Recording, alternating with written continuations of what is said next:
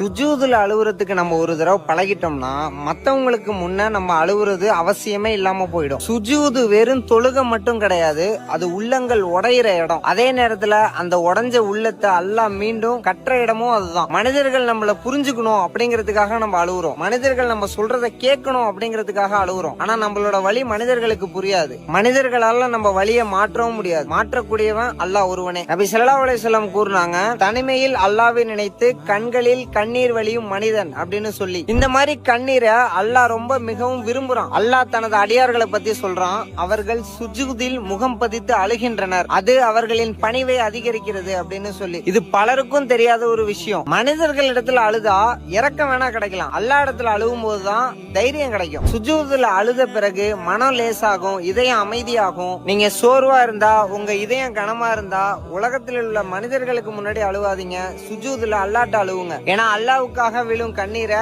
அல்லாஹ் ஒருபோதும் புறக்கணிக்க மாட்டான்.